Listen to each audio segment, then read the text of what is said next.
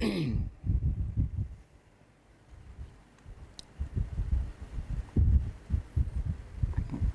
Hind friends. तो आप सभी लोगों का अश्वमेघ के इस प्रोग्राम में स्वागत है। मॉडर्न इंडिया की शुरुआत की जाएगी। आधुनिक भारत सभी हिंदी माध्यम स्टूडेंटों को समर्पित है, सभी को समर्पित है। लेकिन हिंदी माध्यम के छात्र काफ़ी लंबे अरसे से इसकी मांग कर रहे थे, लेकिन ये बिलिंगुअल रहेगा। इंग्लिश हिंदी, जो टफ टर्म्स हैं हिंदी के वो मैं इंग्लिश में ही बोलूंगा। ये किताब खरीदनी है आपको, ये बीएल ग्रोवर, भारत का इतिहास, आधुनिक भारत का इतिहास, बीएल ग्रोवर।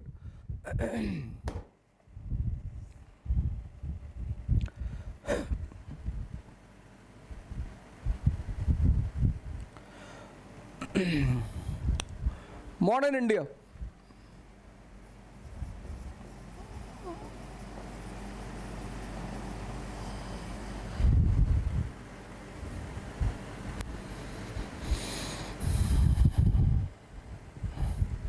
अनसॉल्व भी लेना है, मेंस का और प्रीलिम्स का सॉल्व, ये दो चीजें भी लेनी है। साथ में चलना है एकदम, मेरे साथ पूरा होमवर्क करना है। और क्लास वर्क के साथ होमवर्क अनिवार्य है। स्कूल ने जो हमें कई चीजें सिखाई हैं उनमें से एक ये चीज है होमवर्क। लेकिन स्कूल छोड़ने के बाद क्योंकि हमारे ऊपर दबाव खत्म हो जाता है, इसलिए हम होमवर्क को छोड़ देते हैं। डेली होमवर्क करना है। मैं जितना पढ़ाता जाऊंगा आपको, उसको डेली आपको कंसोलिडेट करना ही करना है। Class work and homework.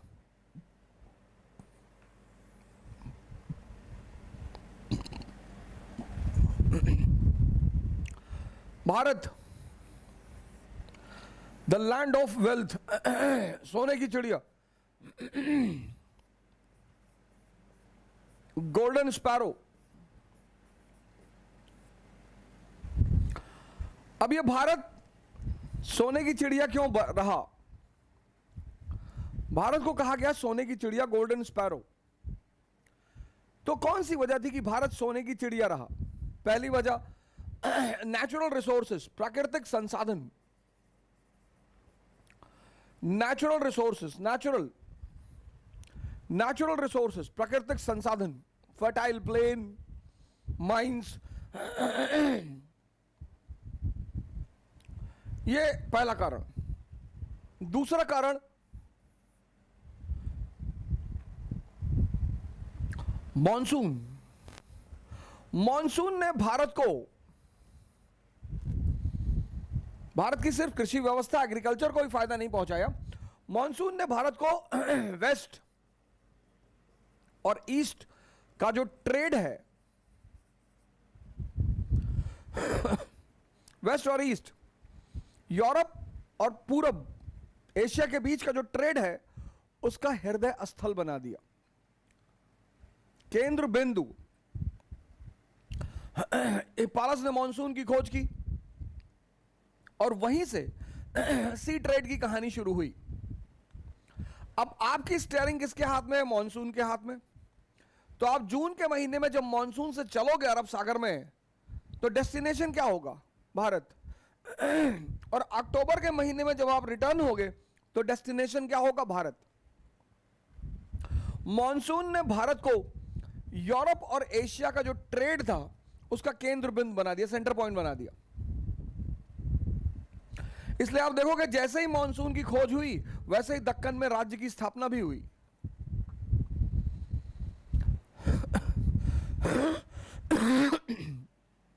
तीसरा, बैलेंस ऑफ पेमेंट, भुगतान संतुलन।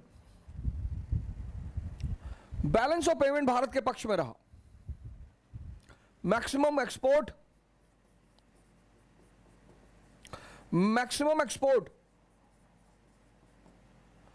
और मिनिमम इंपोर्ट, मैक्सिमम एक्सपोर्ट और मिनिमम इंपोर्ट, मैक्सिमम एक्सपोर्ट, हमारे सेल्फ सफिशिएंट विलेज रहे, आत्मनिर्भर ग्राम, हमें बाहर से कुछ खरीदना ही नहीं था। दो चीजें जो बाहर से विशेषकर आती थी, वो भी शाही वर्ग के लिए, एक तो घोड़े आते थे और दूसरा शराब। तो भुगतान संतुलन भारत के पक्ष में रहा, बैलेंस ऑफ पेमेंट भारत के पक्ष में रहा। इन तीन चीजों ने भारत को सोने और चांदी का सिंक बना दिया।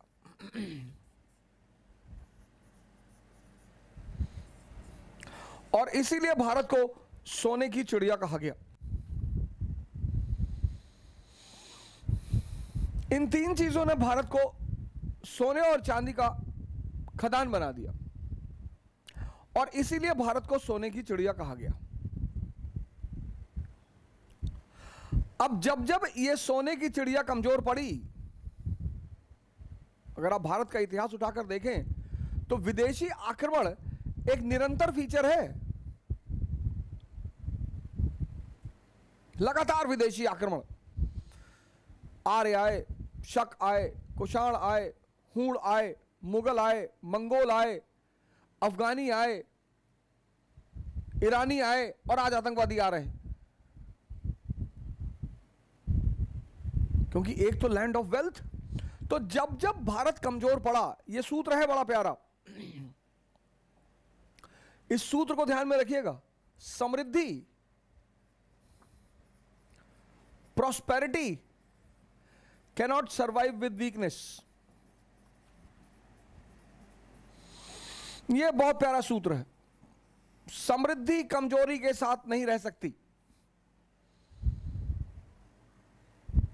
बहुत प्यारा सूत्र। Prosperity cannot survive with weakness. Example 1000 AD. अगर आप 1000 एडी के भारत को देखें, पॉलिटिकल स्ट्रक्चर, राजनीति, केंद्रीय सत्ता का अंत, end of powerful central authority,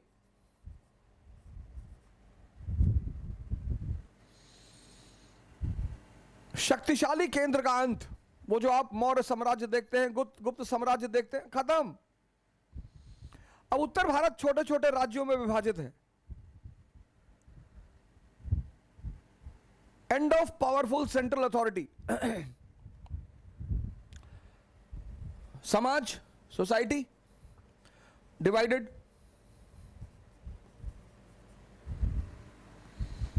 जातिवाद आज भी हमारा पीछे कर रही है। संस्कृति, कल्चर, और कल्चर का सबसे अहम अंग है शिक्षा, एजुकेशन। शिक्षा स्टैग्नेंट और बैकवर्ड।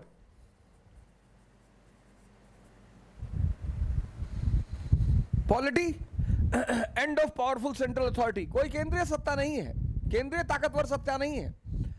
उत्तर भारत विभाजित है छोटे छोटे राज्यों में। समाज विभाजित है, संस्कृति पतित है, स्पेशली शिक्षा।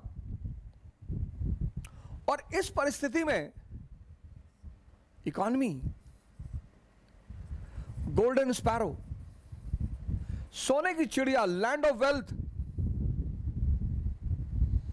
और इसका फायदा उठाया किसने? महमूद गजनी ने। इसका फायदा उठाया महमूद गजनी ने। और नागरकोट से लेकर सोमनाथ तक, नागरकोट से लेकर सोमनाथ तक उसने भारत को लूटा। अब गजनी को दोष मत देना। इस देश में 90% लोग हमेशा दूसरे को दोष देते हैं, हमेशा। हमारे मम्मी पापा हमको नहीं पढ़ाए, तो कलाम के भी तो नहीं पढ़ाए थे।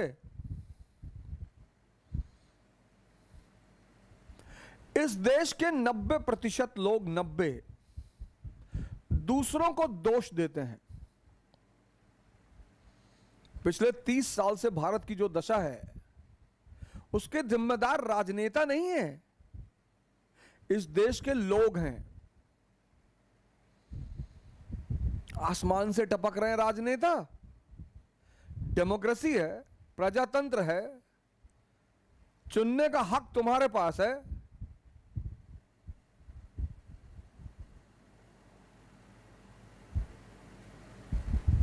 अस्पताल जाते हो तो जाति पूछते हो, तब तो डॉक्टर कोई भी हो जान बचा ले। धर्म पूछते हो, क्षेत्र पूछते हो, तो तुम्हारी बुद्धि पर ऐसा कौन सा शैतान बैठ जाता है कि तुम राजनीति में ये सब पूछते हो?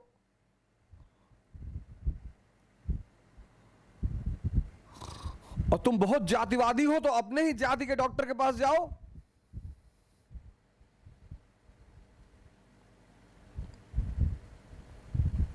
दूसरे को दोष मत देना। जब भी तुम कमजोर होगे, जब जब ये परिस्थितियां आई, जब जब मौर्य साम्राज्य का पतन हुआ, विदेशी आक्रमण, हिंद यमन, शक, कुषाण, गुप्त साम्राज्य का पतन हुआ, हूण,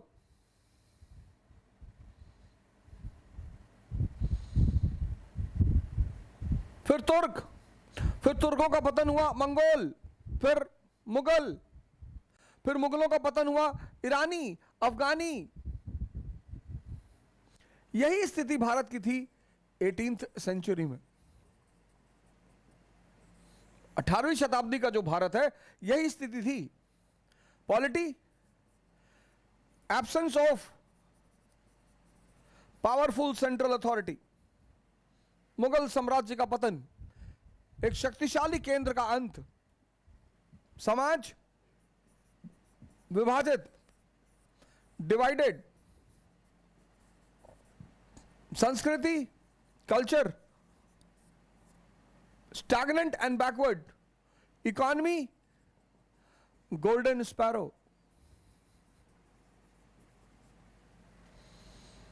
1498 में जब वास्को डिगामा भारत आया और यहां का सामान ले गया, 60 गुना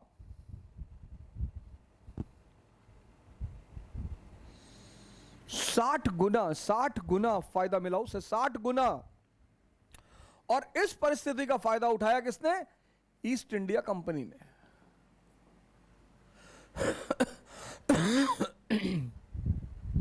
ये चैप्टर आप कहां से पढ़ेंगे? हालांकि ये चैप्टर मैंने YouTube पे डाल दिया है, लेकिन आप ये चैप्टर पढ़ेंगे एनसीईआरटी से, क्लास 12th की एनसीईआरटी से। पहला चैप्टर है ये, 18वीं शताब्दी का भारत। ये आप पढ़ेंगे एनसीईआरटी से। बिपिन चंद्रा, क्लास 12th, पुरानी वाली, जिसका ऊपर का कवर ब्राउन रंग का है।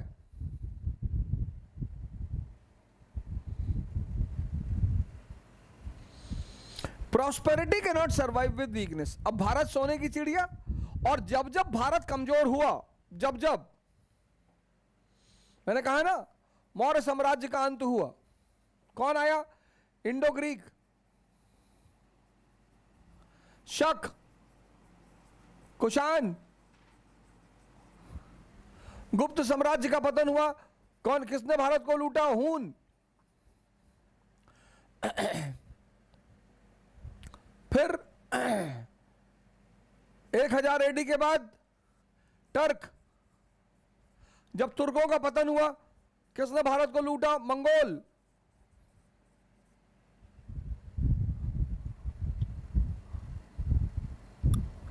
फिर मुगल।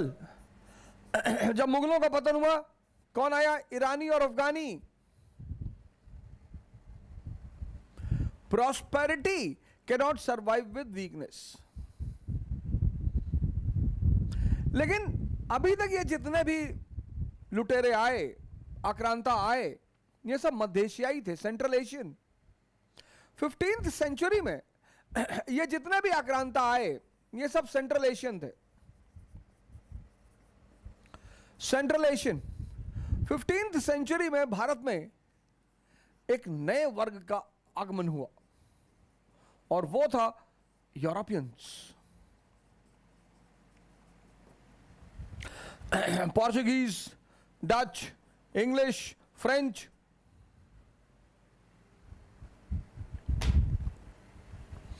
पुनर्जागरण भौगोलिक खोजों का परिणाम, भारत से यूरोप का सीधा संबंध, और जो पैसा बहना शुरू हुआ, जो पैसे का प्रवाह शुरू हुआ,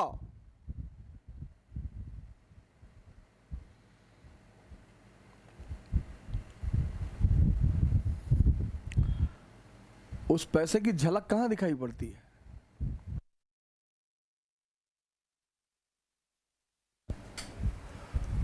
उस पैसे की झलक कहां दिखाई पड़ती है? ताजमहल में। उस पैसे की झलक कहां दिखाई पड़ती है? लाल किले में।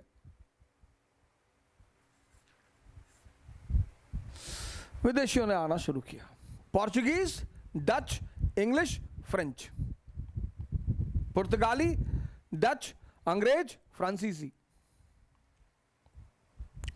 अब ये विदेशी कंपनियां जब भारत आई व्यापार करने के लिए, तो शुरुआत से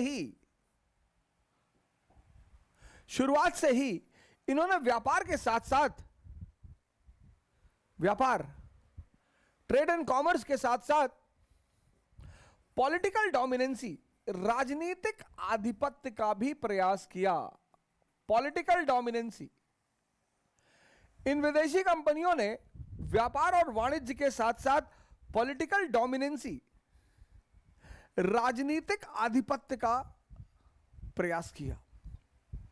राजनीति क्या है? अर्थव्यवस्था की मां है, संरक्षिका, सॉरी, मां नहीं। राजनीति अर्थव्यवस्था की गार्जियन है। क्यों गोली चल रही है ब्लॉक प्रमुखी के लिए, जिला पंचायत अध्यक्ष के लिए? क्यों? पैसा है। पैसा दिया जा रहा है। एक एक स्कॉर्पियो 50-50 लाख रुपया। जहां भी धन जुड़ा हुआ है, जहां भी, पूर्वांचल में व्हाइट गोल्ड बहता है, यूपी में व्हाइट गोल्ड यानी बालू।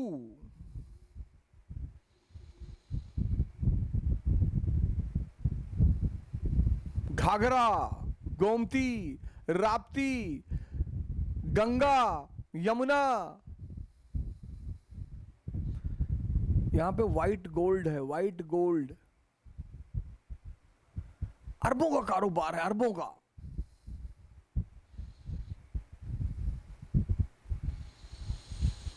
इसीलिए तो तुमसे कहा जाता है तैयारी करो। मिडिल क्लास का बच्चा सिर्फ तैयारी करेगा, राजनीति में मत जाना।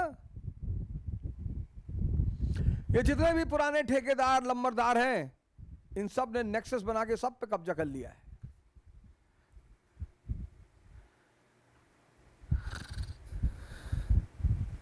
व्यापार, जिसके हाथ में राजनीति, उसके हाथ में अर्थव्यवस्था। मैं आपने अपने सामने देखा, एक से एक लोग राजनीति में आए, पहले भीख मांगते थे, अब अरबों अरबों रुपए के मालिक हैं। अगर हिसाब दे दें,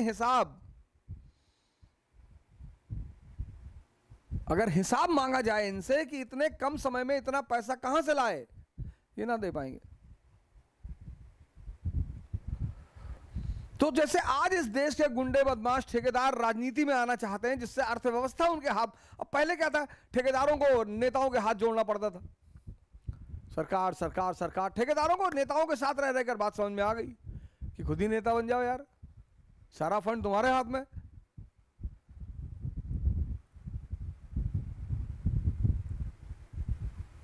तो इन विदेशी कंपनियों ने शुरुआत से ही व्यापार और वाणिज्य के साथ साथ राजनीतिक आधिपत्य, पॉलिटिकल डोमिनेंसी। एग्जाम्पल, पहला एग्जाम्पल,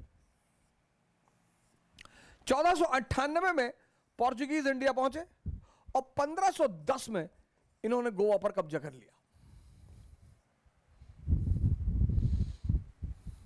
इनका गवर्नर था अल्बुकर्क, गोवा पे कब्जा कर लिया। लेकिन दक्कन में, साउथ में कोई शक्तिशाली राज्य नहीं था। पुर्तगालियों ने फिर एक प्रयास किया 1636 में। इन्होंने कोशिश की कि हुगली पे कब्जा कर लें, लेकिन यहां इनको झटका लग गया, क्योंकि यहां नॉर्थ में एक शक्तिशाली राज्य मुगल साम्राज्य था। शाहजहां बैठा हुआ था गद्दी पे। 1686 में अंग्रेजों ने फिर कोशिश की हुगली पे कब्जा कर लिया जाए। यहां किसने कोशिश की 1636 में? पोर्चुगीज। यहां किसने कोशिश की? इंग्लिश। लेकिन यहां उत्तर में एक शक्तिशाली राजा मौजूद था, शाहजहां।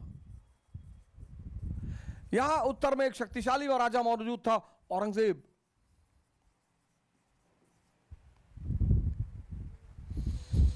और इन्हें एहसास हो गया कि ना ना ना ना, इतना आसान नहीं है, इतना आसान नहीं है। और ये शांति से बैठ गए और समय का इंतजार करने लगे। दुनिया में सबसे ताकतवर चीज है समय। भगवान भी नहीं लड़ पाते, नहीं लड़ पाते। राम को जंगल जाना था, गए। समय से लड़ने की कोशिश मत करना, कभी मत करना। कोई जीता ही नहीं आज तक। जब भी समय विपरीत है, मतलब ध्यान करना है, साधना करना है, ताकत इकट्ठा करनी है।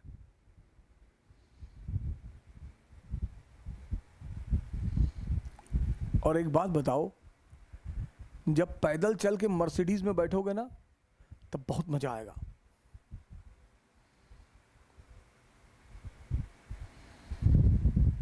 जब पैदा ही हुए हो मर्सिडीज में, तो जीवन का एक पहलू खो जाएगा, और वो बहुत महत्वपूर्ण पहलू है।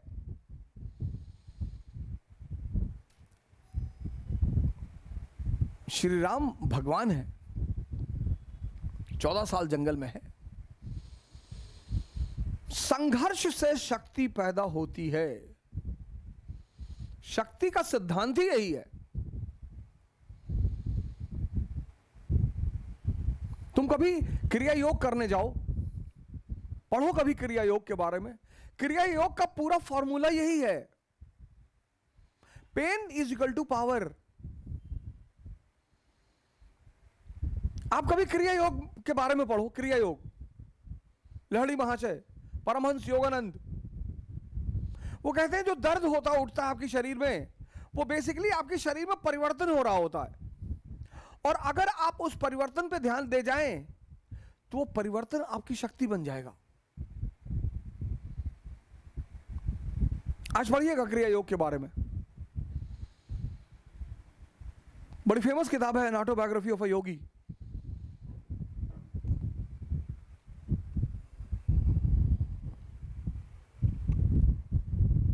शांति से बैठ गए, शांति से बैठ गए और समय का इंतजार करने लगे।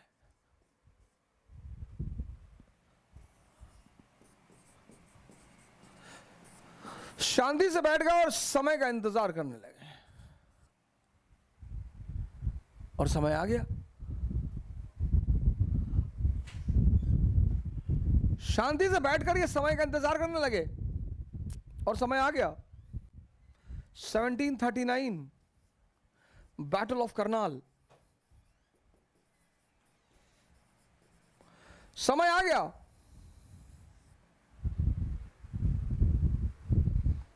बैटल ऑफ करनाल, ईरानी शासक नादिर शाह ने मुगल शासक बहादुर मोहम्मद शाह रंगीला, ईरानी शासक नादिर शाह और मुगल शासक मोहम्मद शाह रंगीला, नाम से पता चल रहा होगा आपको, रंगीला।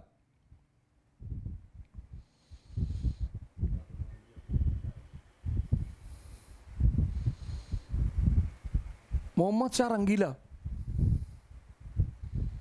दरबारी सूचना दे रहे थे कि सरकार नादिर शाह भारत की तरफ बढ़ रहा। बोला बढ़ने दो, आया तो नहीं।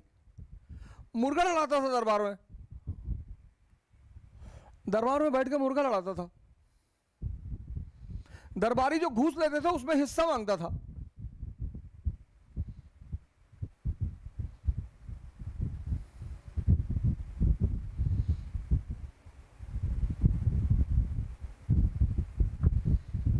पहुंचा नादिर शाह,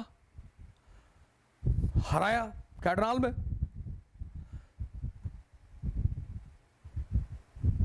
मयूर सिंहासन ले गया, पिकॉक थ्रोन ले गया,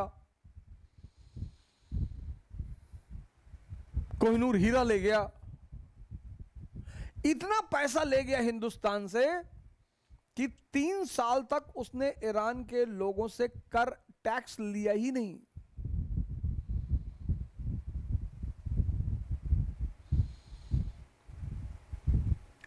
और इस घटना का भारत के इतिहास में इतना महत्व है।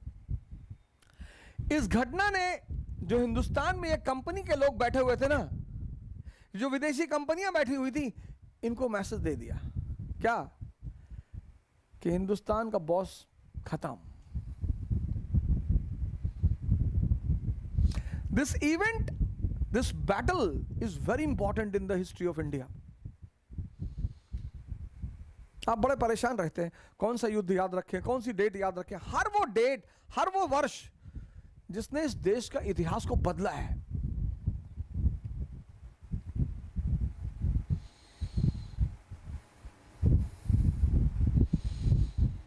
हर वो तिथि, हर वो वर्ष जिसने इस देश के इतिहास को बदला है, वो याद होनी चाहिए। वो वैसे भी याद रहेगी। ये विदेशी कंपनियां भारत में समय का इंतजार कर रही थी और मिल गया, समय मिल गया। मुगल शासक की पराजय, ह्यूमिलिएशन, मुर्गा बना के रखा 3 दिन।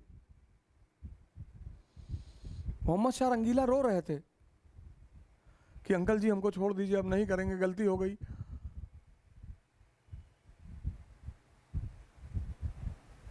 और यहीं से विदेशी कंपनियों ने एक बार फिर अपना सर उठाना शुरू किया, जिसमें 2 सबसे प्रमुख रहीं। यह बहुत अच्छा अवसर विदेशी कंपनियों के लिए। पोर्चुगीज, डच, इंग्लिश और फ्रेंच। अब इन्होंने तो अंग्रेजों के साथ मैरिज अलायंस कर लिया, पुर्तगाली प्लस अंग्रेज, इन्होंने मैरिज अलायंस कर लिया, वैवाहिक संबंध स्थापित कर लिए। कैथरीन बरगांजा, और अंग्रेजों को बंबई दहेज में दे दिया। एरिया हमारा और दहेज में ये दे रहे हैं। ये गेम से बाहर हो गए। इन्होंने कहा साहब हम गेम में, हम सिर्फ व्यापार वाणिज्य करेंगे सर, हम नहीं खेलेंगे, हम ये इंपीरियलिज्म का गेम नहीं खेलेंगे, हम बाहर। डचों ने अंग्रेजों से समझौता कर लिया, डच प्लस इंग्लिश, इनके बीच भी समझौता हो गया। डचों ने कहा भैया हमको स्पाइस आइलैंड दे दो, spice island, Indonesia and Malaysia, और तुम भारत रख लो। अंग्रेज मान गए। ये भी गेम से बाहर, दोनों गेम से बाहर। लेकिन अंग्रेजों और फ्रांसीसियों के बीच कोई समझौता नहीं हो पाया। इंग्लिश और फ्रेंच के बीच कोई समझौता नहीं हो पाया।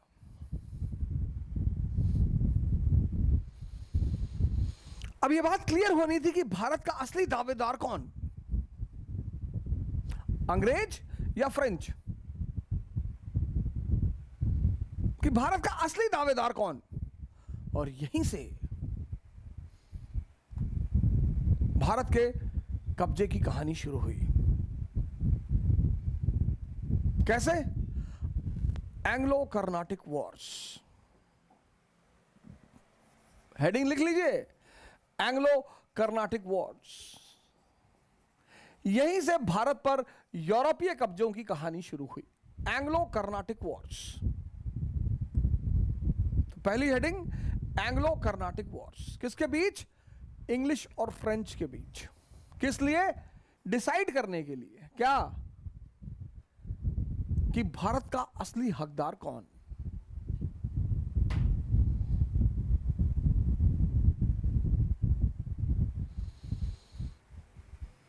डिसाइड करने के लिए। एंग्लो कर्नाटिक युद्ध, डिसाइड करने के लिए कि भारत का असली हकदार कौन।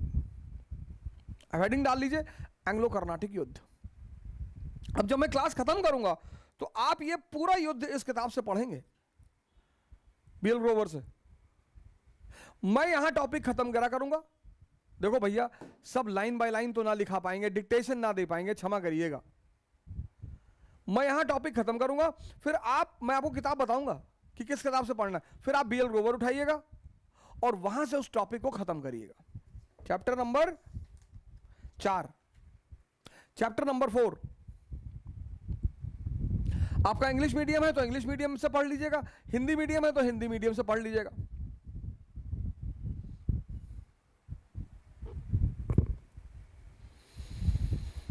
अब इस एंग्लो कर्नाटिक वॉर में जो सबसे प्रमुख घटना है, 3 घटनाएं हैं, बस इन तीनों को समझना है। पहला, सेंट थोम का युद्ध। दूसरा, अंबर का युद्ध। और तीसरा, Wandiwash.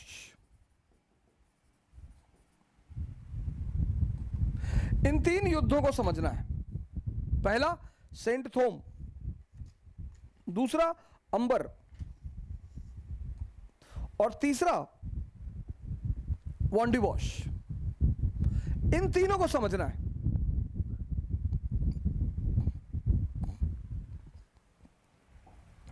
First Anglo Carnatic war.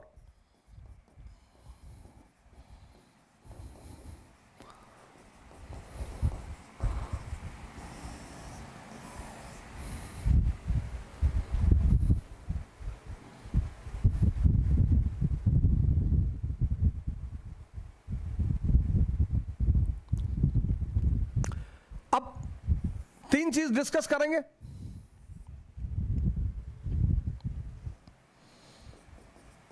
Reason, issue, outcome.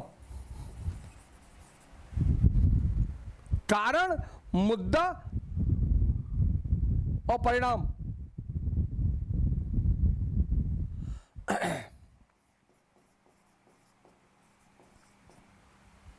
कारण, मुद्दा और परिणाम। कारण, war of succession in Austria. War of succession in Austria, Austria का उत्तराधिकार का युद्ध। अब जब भी आप इन सब कंट्रियों को पढ़ें तो इनको एटलस में जरूर देखें। मैप खोलिए, तुरंत मैप खोलिए। हिस्ट्री पढ़िए तो मैप को अपने साथ रखिए। ऑस्ट्रिया, तो पहले तो यह पता चल जाए ऑस्ट्रिया यूरोप में है, ऑस्ट्रिया की राजधानी वियना है। फिर आप ऑस्ट्रिया को मैप में देखिए तो आप देखेंगे कि ऑस्ट्रिया का जो बॉर्डर है वो इटली के साथ है और उस वक्त हैब्सबर्ग एम्पायर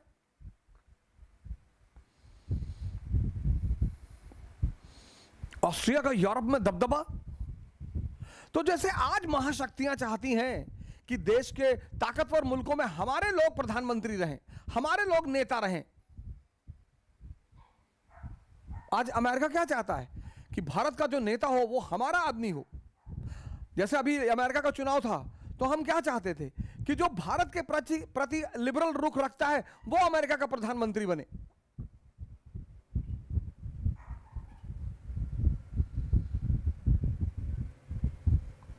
तो जब ऑस्ट्रिया में सक्सेशन का युद्ध चल रहा था और ऑस्ट्रिया ताकतवर मुल्क और ऑस्ट्रिया का इटली पर कब्जा और इटली यूरोप का गुजरात,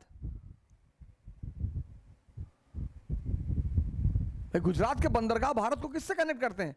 सेंट्रल वेस्ट एशिया से। तो इटली के बंदरगाह यूरोप को किससे कनेक्ट करते हैं? नॉर्थ अफ्रीका और वेस्ट एशिया से। तो ब्रिटेन और फ्रांस दोनों चाहते थे कि उनका आदमी वहां का राजा बने। तो दोनों इस वॉर ऑफ सक्सेशन में इन्वॉल्व हो गए, शामिल हो गए।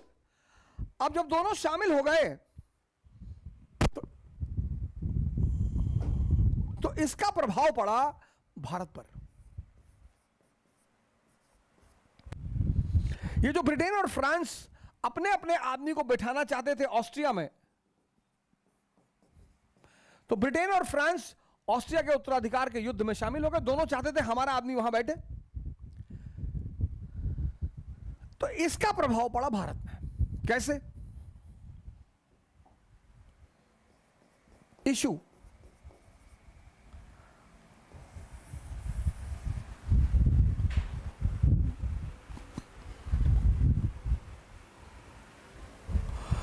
अब ये है चेन्नई, मद्रास,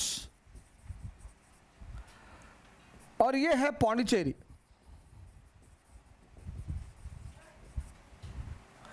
कर्नाटक छोटा सा स्टेट, इसकी राजधानी आर्कॉट। कर्नाटक तमिलनाडु और आंध्र से सटा हुआ छोटा सा राज्य, 18वीं शताब्दी में कर्नाटक। इस राज्य का संस्थापक था सादतुल्ला। संस्थापक, फाउंडर। इस राज्य का फाउंडर था सादतुल्ला। सादतुल्ला के बाद दोस्तली, दोस्तली के बाद अनवरुद्दीन, और इस वक्त कर्नाटक का नवाब कौन? अनवरुद्दीन। कर्नाटक राज्य का संस्थापक कौन? सादतुल्ला। सादतुल्ला के बाद दोस्तली, दोस्तली के बाद अनवरुद्दीन, और इस वक्त कर्नाटक का नवाब कौन? अनवरुद्दीन। और मद्रास का किराएदार इंग्लिश, यहां के किराएदार इंग्लिश, और पौंडीचेरी के किराएदार फ्रेंच। मकान किसका? अनवरुद्दीन का। दो किराएदार, पहला किराएदार अंग्रेज जो मद्रास में बैठे हुए थे, और दूसरे किराएदार फ्रेंच जो पौंडीचेरी में बैठे हुए थे। और पौंडीचेरी में इनका गवर्नर था ड्यूप्ले। बहुत दमदार आदमी ड्यूप्ले। इनबॉक्स करिए, यह नाम याद रखना बहुत जरूरी है। ड्यूप्ले। तो जैसे ही यूरोप में इंग्लिश और फ्रांस एक दूसरे से लड़े ऑस्ट्रिया के उत्तराधिकार में, भारत पर इसका असर पड़ा। ड्यूप्ले ने तुरंत मद्रास का घेरा डाल दिया। उधर यूरोप में वॉर शुरू हुआ, उधर ड्यूप्ले ने मद्रास का घेरा डाल दिया।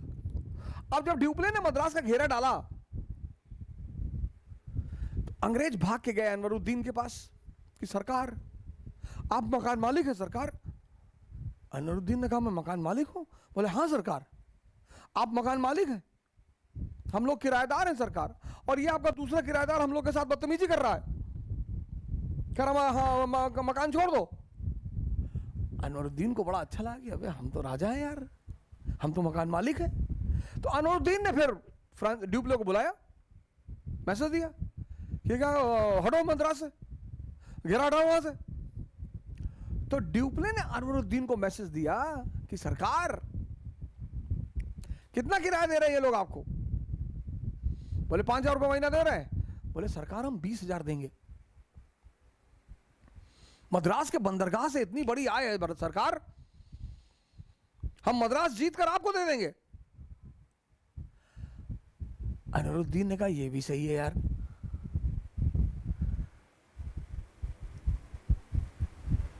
ये भी अच्छा है। अब यहां पर ब्रह्म ज्ञान क्या है?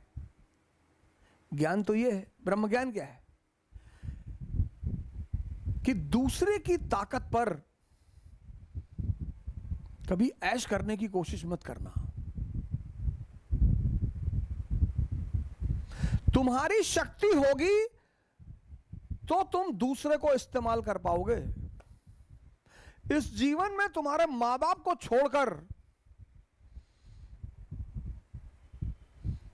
कोई तुम्हें राजा नहीं बनाएगा।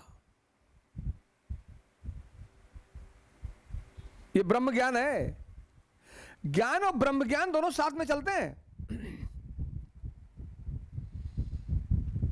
ड्यूप्ले ने कहा वाह, अनवरुद्दीन ने कहा वाह यार बहुत अच्छा, ये कोई किसी के लिए कुछ नहीं करता, सब अपने लिए करते हैं। लेकिन जो दुनिया के सबसे स्मार्ट माइंड हैं वो कहते हैं हम तुम्हारे लिए कर रहे हैं।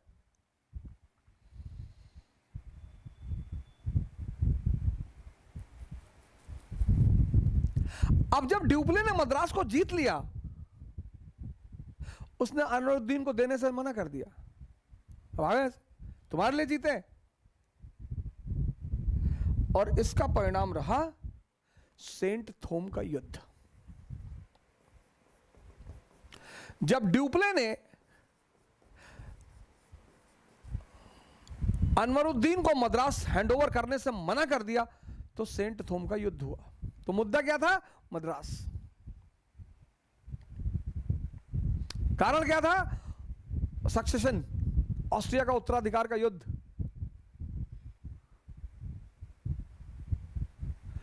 तुमको अपनी लड़ाई खुद ही लड़नी पड़ेगी,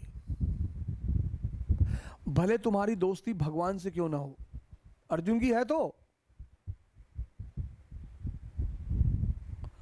अर्जुन की है तो। तुम कभी चीजों को ध्यान नहीं देते ना, तुम्हारी गलती यह है। तुम दुनिया में एक असंभव चीज से बचना चाहते हो। इस देश में 90% लोग एक चीज से बचना चाहते हैं, संघर्ष से, और बचोगे नहीं। राहुल गांधी जी बच गए थे, पिछले 30 साल से संघर्ष कर रहे हैं।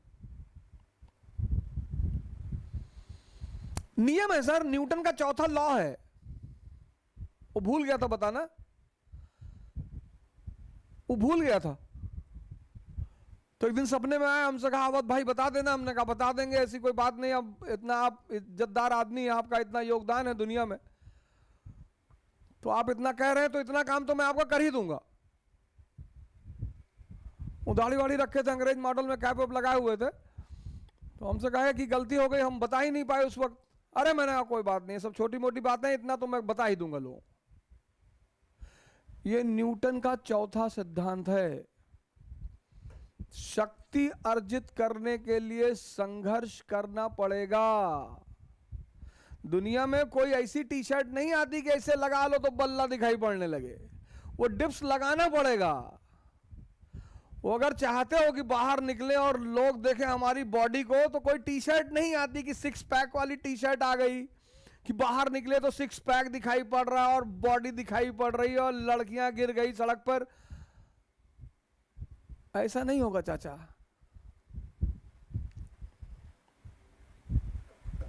दुनिया में एक ही आदमी है जिसने बिना मरे जन्नत देखने की कोशिश की है, त्रिशंकु।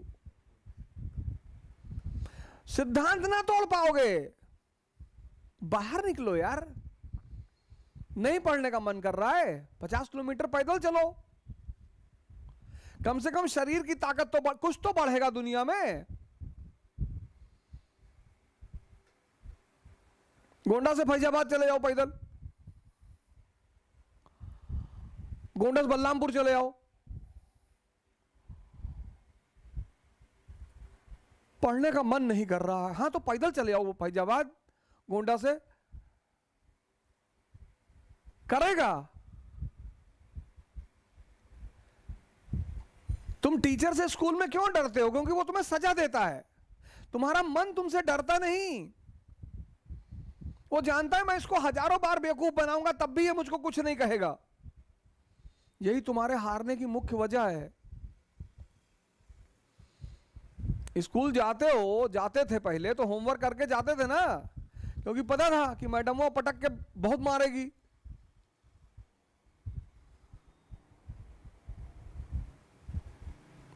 कैसे रोते थे टीचर के सामने कि मैडम जी रात में लाइट नहीं थी और लाइट कट गई, फिर हम होमवर्क नहीं कर पाए मैडम जी। तब पर भी मारती थी पटक के।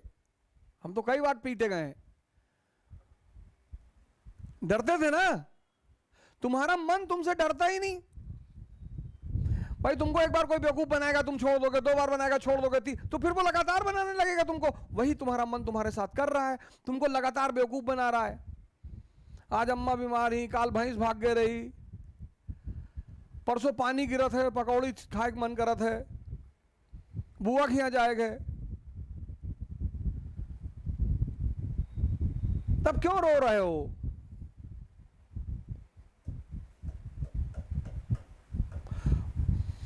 मरो ए जोगी मरो, गोरखनाथ का बहुत प्यारा स्टेटमेंट है ये।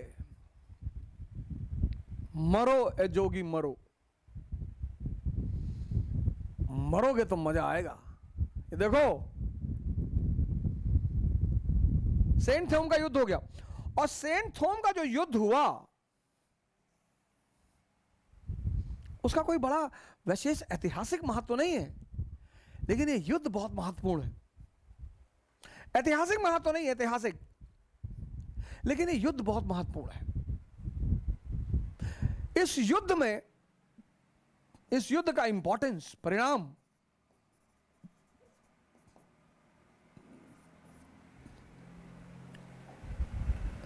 तीसरा point outcome.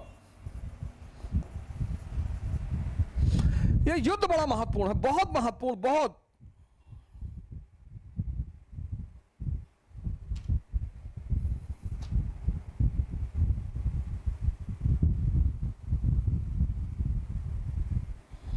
Page number 41, BL Grover खोलिए, रखे हैं तो खोलिए पेज नंबर, और वहां इसका इंपॉर्टेंस लिखा हुआ है।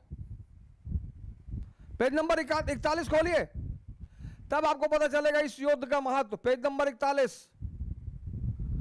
पढ़िए, देखिए, आइए नीचे आइए, वो जो हेडिंग है कर्नाटक का प्रथम युद्ध।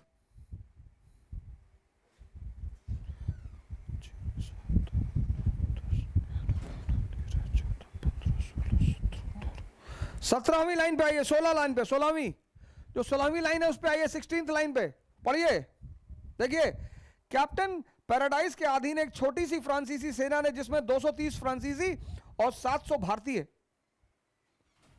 फ्रांसीसी सेना, फ्रेंच आर्मी, 230 फ्रेंच और 700 भारतीय, 700 इंडियन, 1030 टोटल। कितनी आर्मी? 1030। दूसरी तरफ महफूज खान, महफूज खान के नेतृत्व में 10,000 की आर्मी। पढ़िए,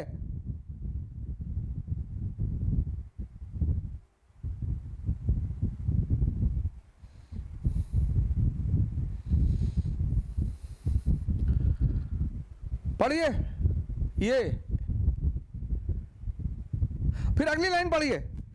कैप्टन पैराडाइज की इस विजय ने विदेशी यूरोपीय अनुशासित सेना की ढीली तथा असंगठित भारतीय सेना पर श्रेष्ठता को स्पष्ट कर दिया। ढीली तथा असंगठित, ये विक्ट्री आदमी नहीं, आप देखिए विक्ट्री किसकी है। इनकी आर्मी क्या है? Disciplined and organised. इनकी आर्मी अनऑर्गेनाइज्ड एंड अनडिसिप्लिन।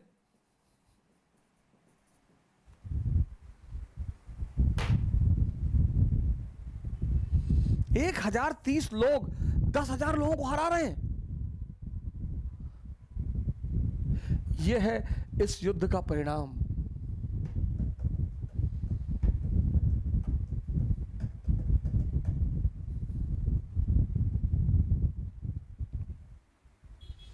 देखिए,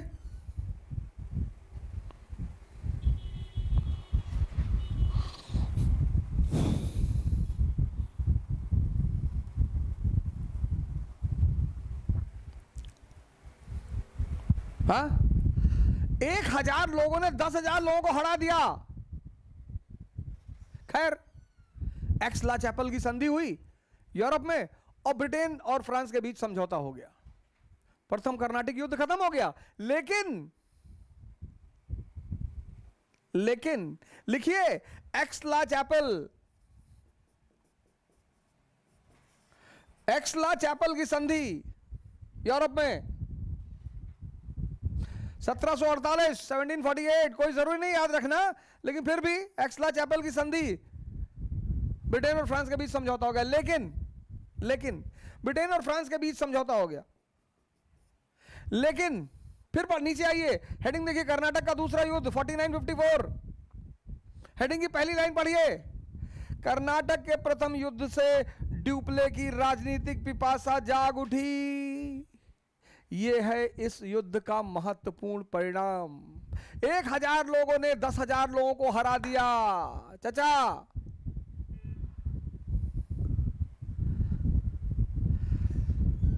मोरा पिया मुझसे बोलत नाही,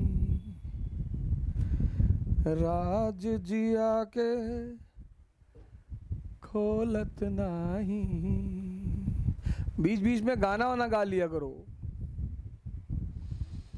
थोड़ा सा मन को हमेशा गाना गाना। ये अब लता मंगेशकर की तरह थोड़ी गाओगे, मुकेश थोड़ी हो कि हम सर गा नहीं पाते हैं, तो गाओ।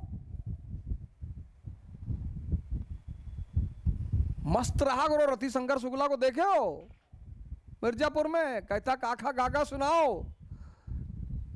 उसको पता है कि आज की जनरेशन को काका गागा नहीं पता है, जा रहे आईएएस की तैयारी करने। और जिसको पता है वो गुड्डू पंडित है।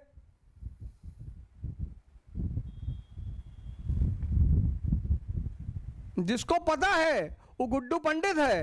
क्या क्या संदेश है उस सीरीज में कि भाई तुमको काका गागा नहीं पता और तुम सपना देख रहे हो? क्या क्या संदेश है उस सीरीज का? कहता चलो काका गागा सुनाओ।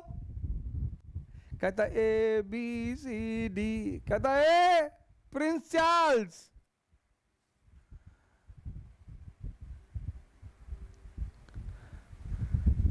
कहता देखे, अगर काका गागा पढ़ लिए होते बचपन में तो आज बच जाते। जिसको काका गागा आता है बस वही गुड्डू पंडित है।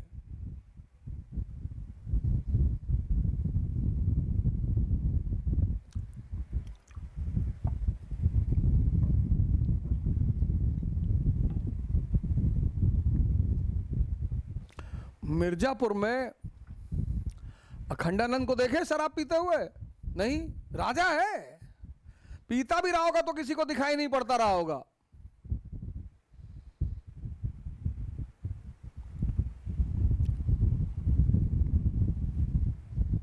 बीच बीच में गाना वाना गा लिया करो। मेरे पिया गए रंगून, वहां से किया है टेलीफोन, तुम्हारी याद सताती है। हिंदू न्यूज़पेपर मत बन जाना, ब्लैक एंड वाइट।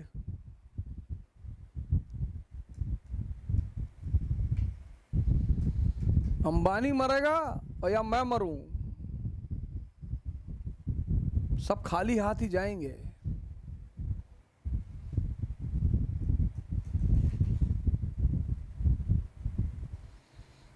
सिकंदर की 3 ख्वाहिशें थी जब वो मरा था। पहली ख्वाहिश कि मेरे धन को मेरे जहां से मेरा जनाजा गुजरे वहां बिछा देना, कि मैं ले नहीं जा पाया। मेरे हाथ दोनों खुले बाहर लटका देना कि मेरे हाथ खाली हैं।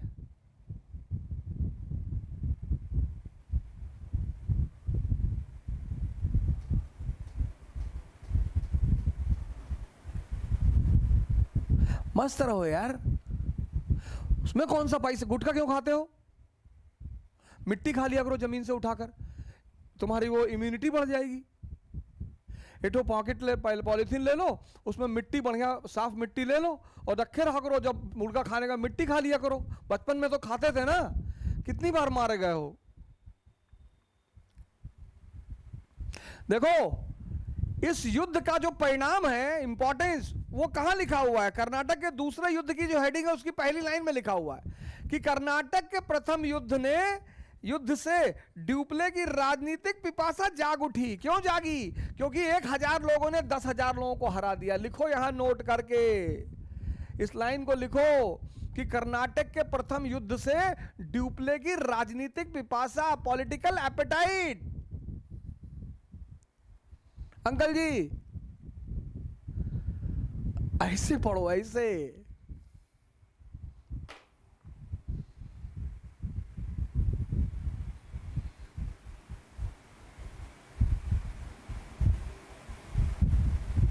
अब जब उसकी अब जब किसी की भूख जागेगी तो खाने का इंतजाम करेगा ना। और यहीं से सेकेंड एंग्लो कर्नाटिक वॉर की नींव पड़ी। हेडिंग डालो, second Anglo Carnatic war. Second Anglo Carnatic war 1749 से 54, पहला कर्नाटिक वॉर। क्लियर? ऐसे एक ट्रायंगल बना लो, उस पर लिख लो first Anglo Carnatic war. Reason लिख लो war of succession in Austria, ये रीजन है। इशू लिख लो, इशू क्या था? मद्रास, ये इशू है। और तीसरा लिख लो आउटकम क्या है, परिणाम क्या है? राजनीतिक पिपासा, पॉलिटिकल एपेटाइट। किसकी? ड्यूप्ले की। क्यों? क्योंकि 1000 लोगों ने 10,000 लोगों को हरा दिया। ड्यूप्ले को लगा कि बड़ा बहुत बहुत सही यार, जिसमें 230 ही फ्रांसीसी हैं, 700 भारतीय हैं। 1000 में 230, 1030 में 230 फ्रांसीसी, सिर्फ 230।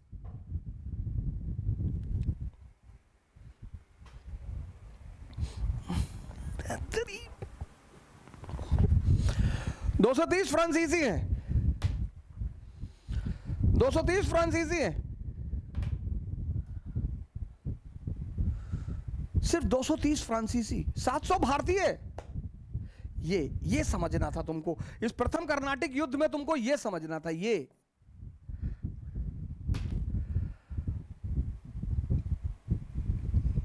संख्या इंपॉर्टेंट नहीं है, संस्कार इंपॉर्टेंट है, डिसिप्लिन इंपॉर्टेंट है। मिर्जापुर देखे हो ना, रतिशंकर शुक्ला 20 लोगों को लेके AK-47 के साथ खड़े हैं और वो अकेला लड़का चाय पी रहा है।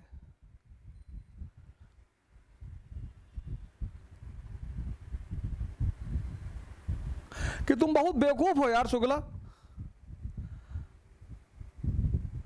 मैटर इंटरनल है, इंटरनली सुलझ जाएगा।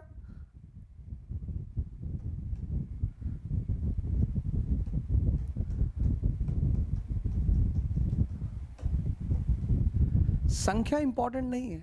देखो ये है पहले युद्ध का आउटकम। ये तुम्हारे दिमाग में होना चाहिए था कि यार पहले कर्नाटिक युद्ध का क्या इंपॉर्टेंस है। ये ड्यूप्ले की राजनीतिक पिपासा, ड्यूप्ले की पॉलिटिकल एपेटाइट जाग गई। और जब भूख लगेगी तो खाने की व्यवस्था करोगे, करोगे कि नहीं करोगे? करोगे ना। तो ड्यूप्ले ने खाने की व्यवस्था, उसने सोचा बहुत बढ़िया यार,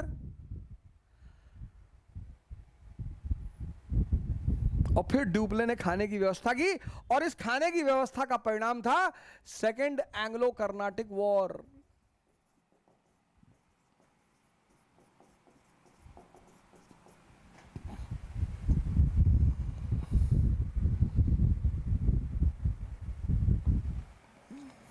और उसने 2 मुर्गे चुने, उसने खाने में 2 मुर्गे चुने, 2 मुर्गे।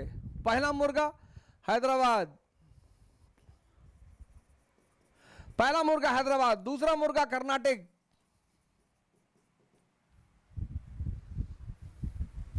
हैदराबाद का संस्थापक निजामुल मुल्क,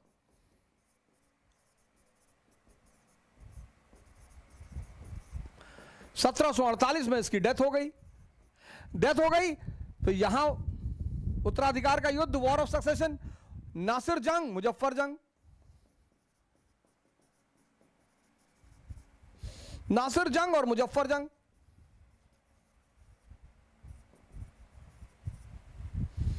यहां दोस्ताली के बाद उत्तराधिकार का युद्ध चल रहा था।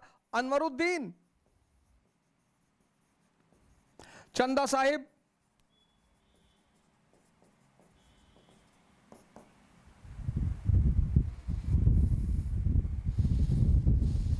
और यहीं पर उसने एक फार्मूले को इजाद किया ड्यूप्ले ने। बड़ा प्यारा फार्मूला।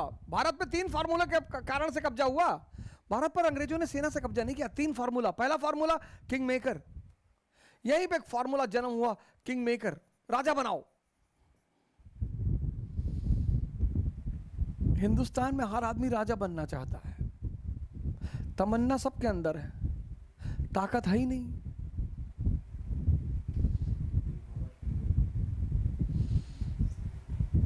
हमारे शुक्ला जी इसको कहते हैं देवगौड़ा सिंड्रोम।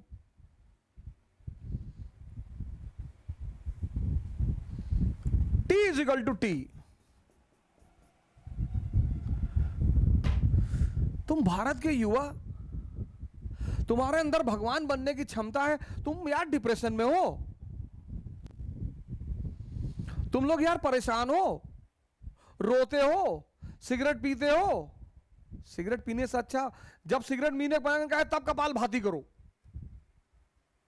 जब सिगरेट पीने का मन कहे तब अनुलोम विलोम करो, कोई टाइम मत फिक्स करो।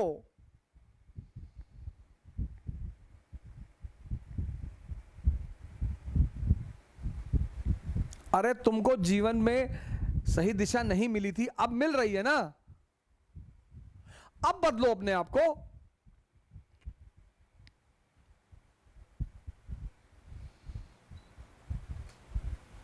गुरु गोविंद सिंह की फोटो लगाओ, सेंटली वॉरियर।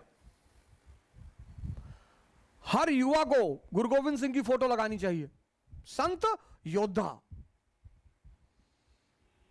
औरंगजेब ने पूछा कि ये आपके सिपाही दाढ़ी बाल और बाल बड़े बड़े क्यों रखते हैं? बोले संत हैं। उसने कहा संत हैं? बोले हां, लेकिन योद्धा भी हैं।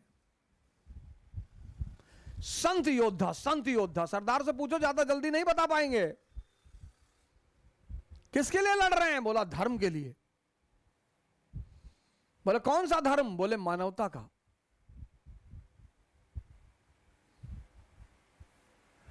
हर युवा को गुरु गोविंद सिंह की फोटो लगानी चाहिए।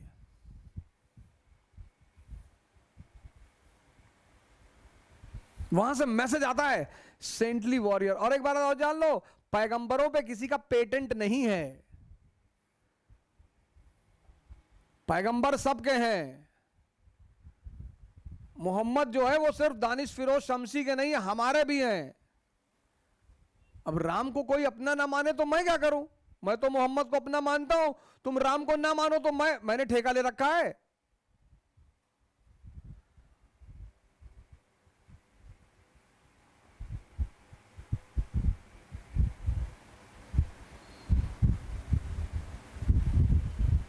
अब हम तो गाना गाएंगे, ऐ खुदा तू बोल दे तेरे बादलों को, मेरा यार हंस रहा है बारिश की जाए। अब हम वहां राम थोड़ी लगाएंगे कि ऐ राम तू बोल दे अपने बादलों को।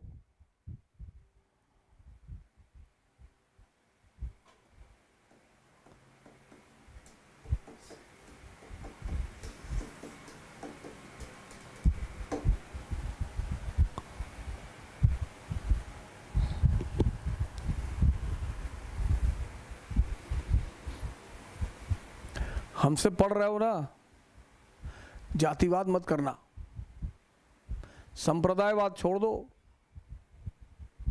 देश की चिंता करो और अपनी।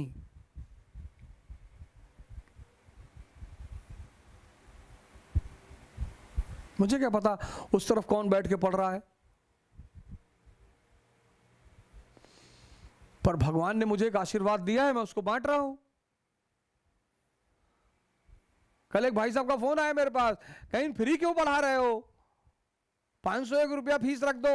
मैंने कहा तुम्हारे पेट में काहे दर्द हो रहा है, तुम्हारी किडनी फेल कर जाएगी, ज्यादा मत सोचो, इसकी फीस मैंने ऑलरेडी रख दी है। जिसको भी समझ में आ रहा है वो फीस अदा करेगा। किसी को खाना खिला देना, किसी की दवा दिला देना, इस मुसीबत के दौर में अगर हो सके तो किसी ना किसी की मदद कर देना। हो गई फीस, तुम्हारी फीस हो गई। ठंडक आएगी, किसी को एक कंबल दे देना, एक दे दो यार, अभी एक तो दे ही सकते हो ना। एक 300-400 रुपए की लोई आती है, उसको खरीद के बैग में रख लो, और जब तुम्हें कोई ऐसा आदमी दिखाई पड़े सड़क पर ठिठुरता हुआ, कांपते हुए जाता हुआ, उसको दे दो। एक 400 की लोई नहीं खरीद सकते, रॉयल स्टैग की बोतल तो ले आते हो बड़ी वाली।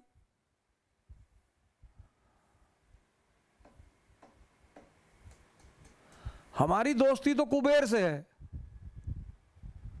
हम तो जितना पैसा चाहेंगे उतना आएगा।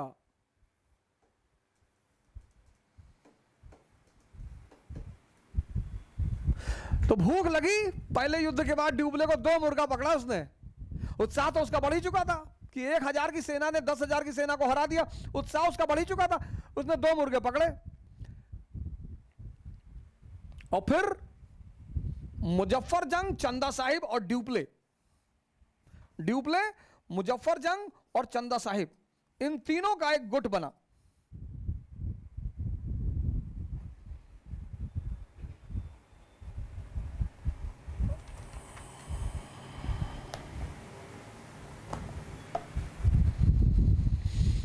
ड्यूप्ले, मुजफ्फर जंग, चंदा साहिब, इन तीनों की एक गैंग बनी और इन तीनों की गैंग ने 1749 अंबर का युद्ध, अनवरुद्दीन की हत्या कर दी।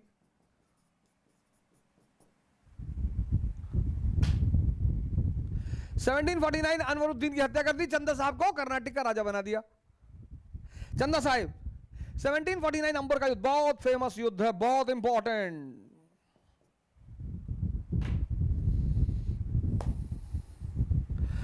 है खुदा तू बोल दे तेरे बादलों को, मेरा यार हंस रहा है बारिश की जाए। गाना गा रहे हैं, पैसा दे देना। मस्त रहो यार, तुमको खुश रहने में क्या जाता, गोली चलाने जा रहे हो, खुश रहो।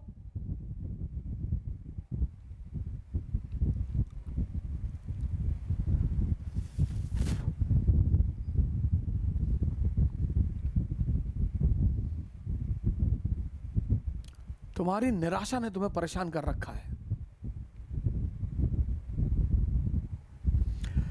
चंदा साहिब बन गया राजा, चंदा साहिब राजा बन गया। कहां का? कर्नाटक का। चंदा साहिब कर्नाटक का राजा बन गया।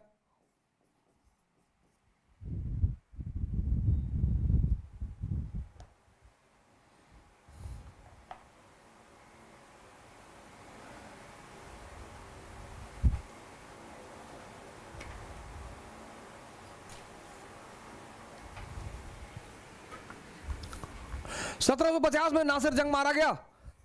1750 मुजफ्फर जंग हैदराबाद का राजा बन गया। अब मुजफ्फर जंग, अब हैदराबाद और कर्नाटक दोनों जगह ड्यूप्ले के आदमी। हैदराबाद में मुजफ्फर जंग, कर्नाटक में चंदा साहिब, दोनों जगह मुजफ्फर इसके आदमी।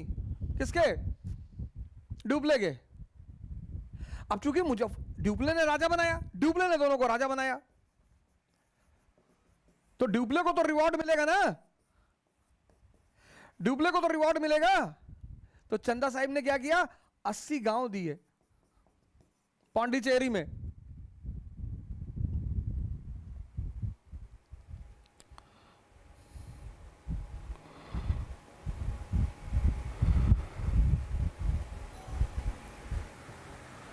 चंदा साहिब ने 80 गांव दिए पांडिचेरी में। मुजफ्फर जंग ने मसूलीपट्टनम का शहर दे दिया।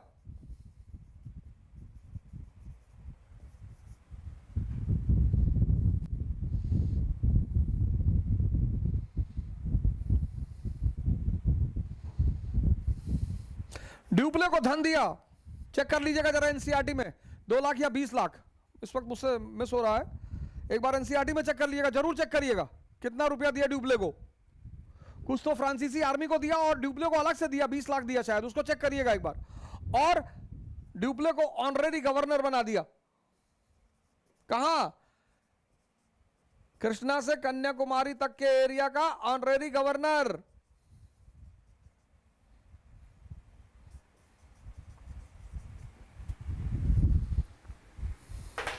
ड्यूप्ले तो परेशान हो गया कि अरे यार सब कुछ दे दोगे क्या, अपना घर बार दे दोगे? ये पहला फॉर्मूला है। Interfere in the internal matters of Indians and have economic and political gains. भारतीयों के आंतरिक मामले में दखलंदाजी दो और इनसे राजनीतिक और आर्थिक लाभ लो। लिखो यहां नोट करके, भारतीयों के आंतरिक मामलों में दखलंदाजी दो और इनसे राजनीतिक और आर्थिक लाभ लो। Interfere in the internal matter of Indians and have economic and political gains. ये पहला फॉर्मूला था किंग मेकर का फॉर्मूला। भारतीयों के आंतरिक मामलों में दखलंदाजी दो और इनसे आर्थिक और राजनीतिक लाभ लो।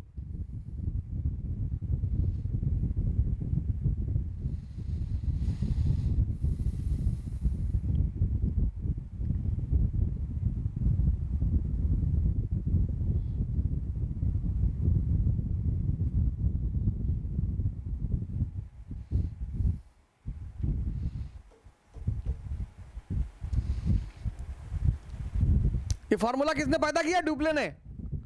पर इसको सक्सेसफुली लगाया किसने? क्लाइव ने और ईस्ट इंडिया कंपनी ने।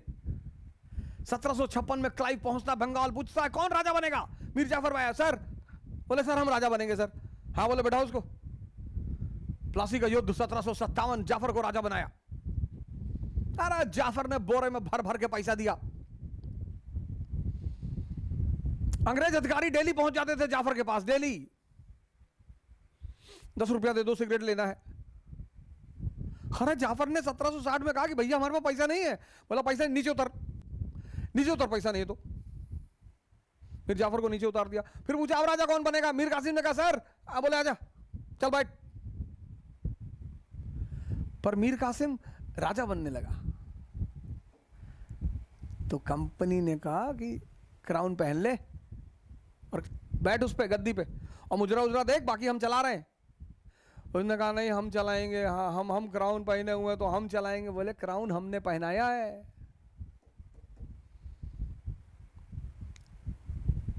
वो रघुनाथ राव मराठा वो गया बंबई प्रेसिडेंसी के पास कि सरकार हमने सुना आप राजा बनाते हैं। बोले हाँ हमारा नया बिजनेस यही है, बताओ।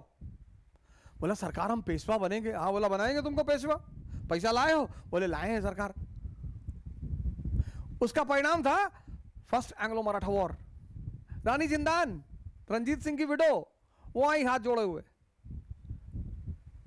Excuse me. हाँ बोले बताओ। बोले हमारा बेटा दिलीप सिंह रो रहा है, उसको राजा बनना है। अरे बोले मैडम बनाएंगे आपके बेटे को राजा, हम तो इंतजार कर रहे थे कि आप आए। हाँ हमको बताएं। एलन बरो। ये पहला फॉर्मूला था।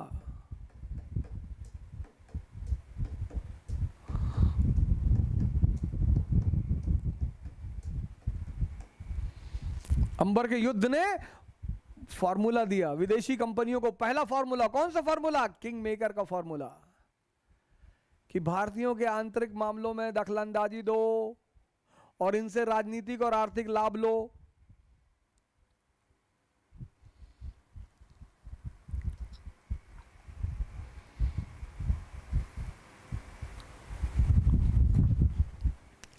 बस एक ट्रायंगल बना लो इसके नीचे, एक ऐसे ट्रायंगल बना लो।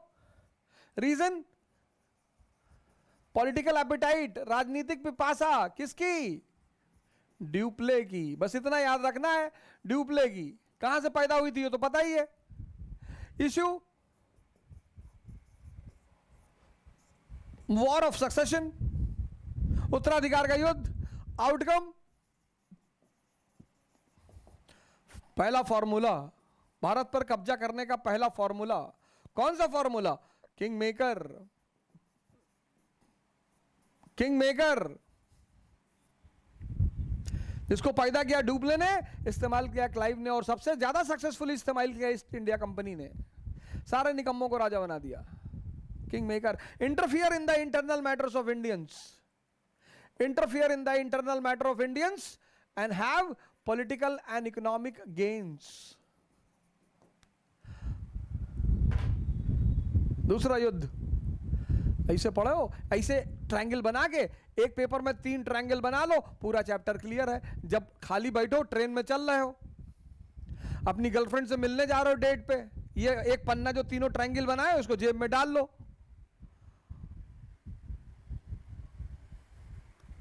और रास्ते में रिवाइज करते हुए जाओ। और फिर उसकी गोद में लेट गए आंख बंद करके। अब वो थोड़ा तुम्हारे दिमाग में थोड़ा घुस रही कि तुम क्या सोच रहे हो, और इसको कनेक्ट करते रहो। बस हो रही है पढ़ाई। 24 घंटा मेज पे थोड़ी बैठोगे।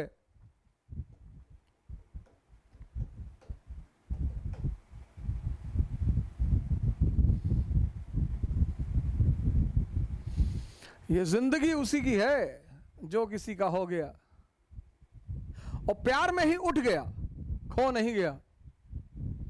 मूर्ख लोग प्यार में खोते हैं। सारे गानों की लाइनों को बदल दो।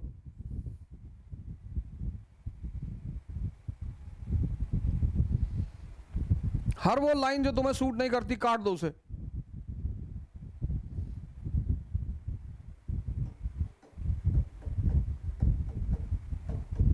और अपने मन को डरा के रखो। उसको लगना चाहिए कि तुम उससे बड़े बदतमीज हो। जैसे तुमसे कहे कि आज मन नहीं कर रहा पढ़ने को, हाँ तो चलो आओ, आओ तुम्हारे मन वाला काम करते, चलो उठाओ पैदल दबा दो फैजाबाद गोंडा से 50 किलोमीटर। अपने मन को डराओ। तुम्हारा मन तुमसे डरना चाहिए, वो डरता ही नहीं तुमसे। वो तुमको ले आता है पान गुटखा की दुकान पे, क्यों खाते हो गुटखा? काजू मिला हुआ है, किशमिश मिला हुआ है, बादाम है।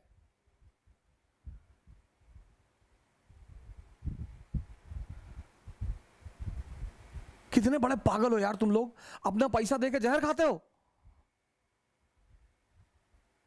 और बनते हो कि हम सुकरात के चाचा हैं, हमसे ज्यादा दिमाग किसी के पास है नहीं।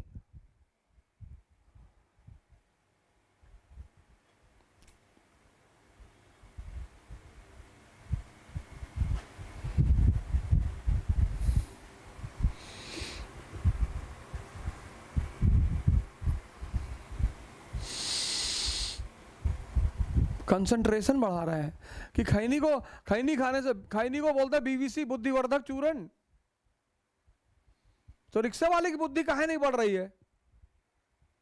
वो तो खा रहा है 25 साल से। उसको भी एनसीईआरटी खरीद के दे दो कि ले वे, तू खैनी खा रहा है, एनसीईआरटी पढ़ ले, तेरा पीसीएस हो जाएगा।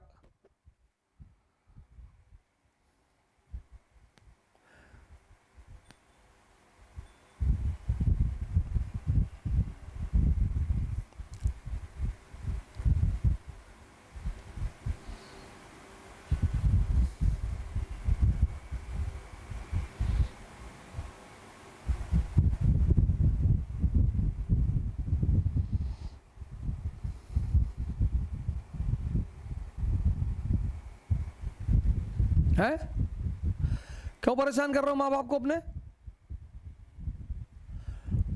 क्यों कर रहे हो परेशान?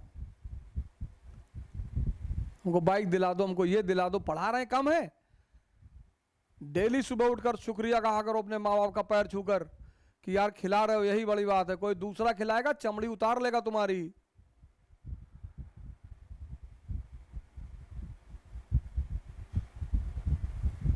कोई दूसरा खिलाएगा ना चमड़ी उतार लेगा।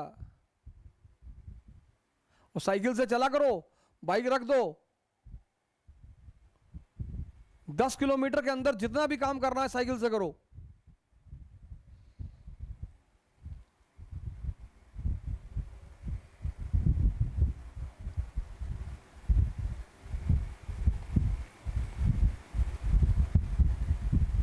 तुम्हारी इज्जत बाइक से नहीं बढ़ेगी, उपलब्धि से। गांधी जी के पास थी, भगत सिंह के पास थी। ये जो बुलेट पे आगे महाकाल लिखा के चलते हो,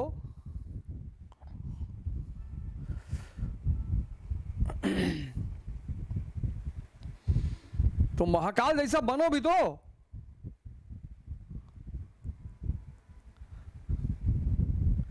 लिखा है वो महाकाल, और आंधी चल जाए कायदे से तो उड़ जाओ।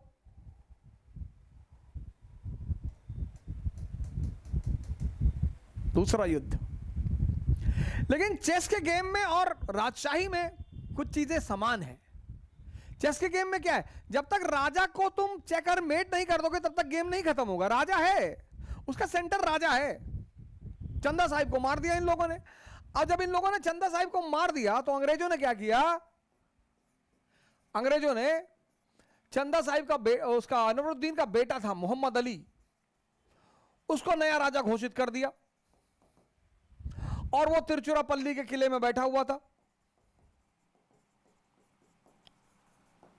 यानी युद्ध खत्म नहीं हुआ, क्योंकि राजा तो अभी नया है। युद्ध जारी है, युद्ध अभी खत्म नहीं हुआ। ड्यूप्ले अपनी उपलब्धि के चरम पर पहुंच गया। ड्यूप्ले अपनी उपलब्धि के चरम पे पहुंच गया।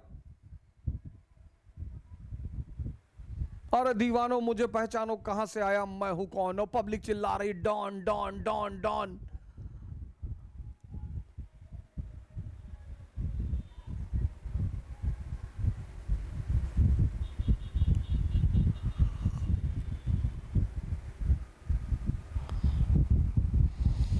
पब्लिक भैया चिल्ला रही है डॉन डॉन डॉन।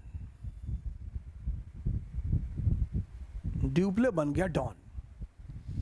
अंग्रेज बेचारे बड़े दुखी थे। मीटिंग चल रहा था, तिरुचिरापल्ली के किले में मोहम्मद अली बैठा हुआ था और तीनों ने उसे घेर रखा था।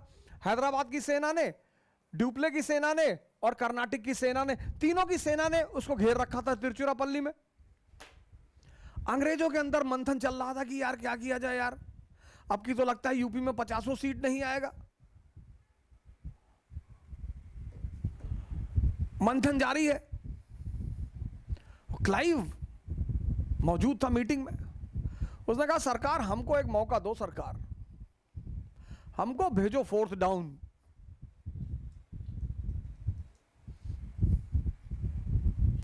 जब समस्या है तभी टैलेंट का उदय होता है। इस देश को समस्या है, देश परेशान है, तुम्हारी जरूरत है देश को,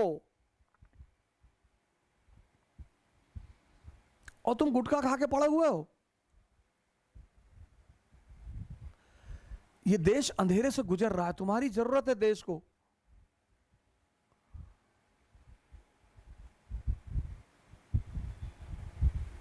शर्म करो यार।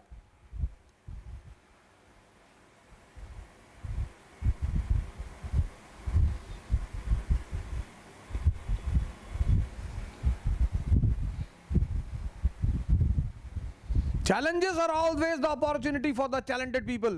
चुनौती योग्य आदमी के लिए हमेशा अवसर होती है। ये सूत्र याद रखना। Challenge is always the opportunity for a talented people, for a talented person. Hyder Ali को देखो, कर्नाटक में चुनौती है, उसी वक्त उसका जन्म हुआ। Challenge is always an opportunity for a talented person. चुनौती हमेशा योग्य व्यक्ति के लिए अवसर है।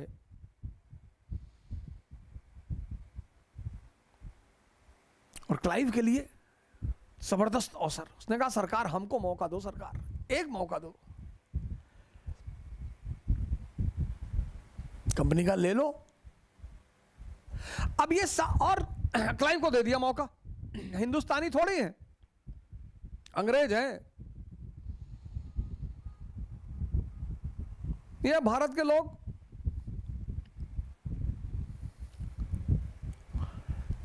सारा गोल्ड मेडल भारत आए अगर योग्यता को अवसर दिया जाए तो। एक से एक योग्यताएं इस देश में है, एक से एक योग्यताएं। लेकिन इस देश में योग्यता को निराश होना पड़ता है, हताश।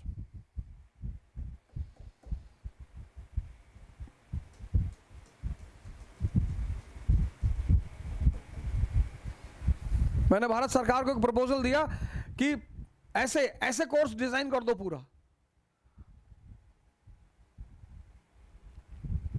हाँ हम सोचेंगे। अरे भाड़ में जाओ, तुम सोचो चाहे ना सोचो, हमें क्या मतलब है। मैंने प्रपोजल अमेरिका को दिया, एक इंस्टीट्यूशन को। उन्होंने तुरंत कहा कि अरे बिल्कुल आप बनाइए इसको, आप आइए हमारे यहां देश में पढ़ाइए, पीआर लीजिए हमसे। अरे मैंने कहा अमेरिका ना आ पाएंगे, रहेंगे तो यहीं खुराफात करनी है। अमेरिका थोड़े रह पाएंगे, अमेरिका रह जाएंगे तो हमारे गुड्डुआ का क्या होगा गोंडा में। और मैन प्रधान, जब तक मैन प्रधान हमको कहानी नहीं सुना देंगे 40 ठो, गोंडा में जो हमारी गैंग पड़ी हुई है पूरी, सब क्या होगा। इनको तो ना छोड़ा जा सकता कि गोंडा पहुंचो, एक आदमी बाइक लिए खड़ा स्टेशन पे, जैसे तुम गाड़ी बैठोगे तैसे कहेगा कि भैया 24 लड़कियां भाग गई। अरे भैया भाग गई होगी, हमसे का और कोई खबर ही नहीं है उनके पास। अमेरिका ना रह पाएंगे। अमेरिका चले जाए घुमाए वो अलग बात है, रह ना पाए। रहेंगे तो इसी धरती पर, यहीं रहेंगे।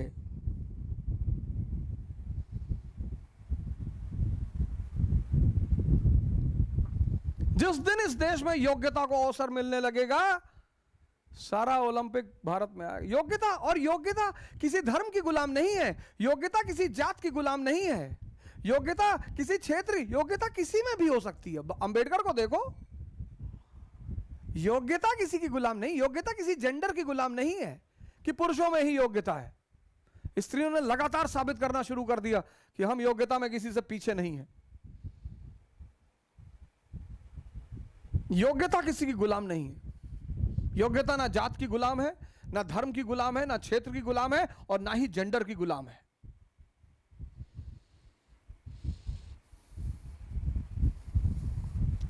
क्लाइव को दे दिया मौका, अंग्रेजों ने क्लाइव को मौका दे दिया। क्लाइव ने दो काम किया। पहला काम, आर्कॉट एपिसोड।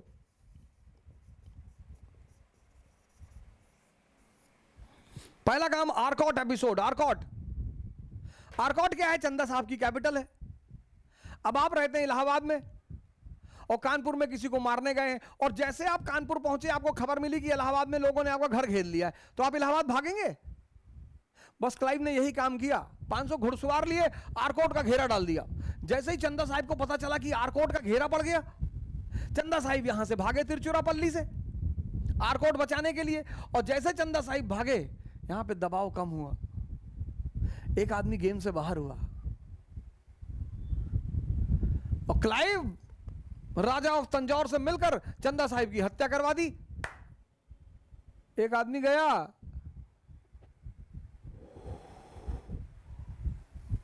एक आदमी गया। फ्रांस उस वक्त भारत की तरह था, भ्रष्टतम सरकार, दुनिया की सबसे भ्रष्टतम सरकार फ्रांस में थी।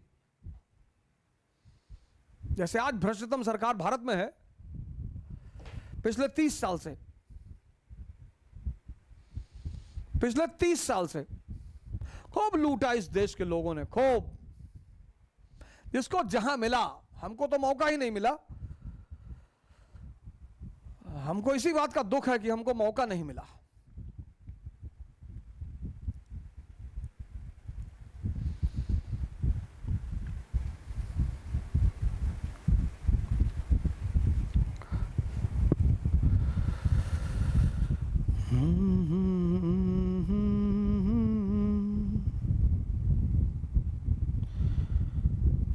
मेरे वतन के लोगों,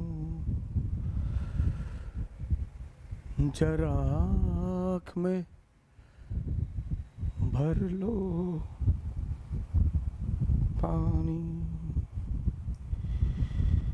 वो शहीद हुए हैं उनकी,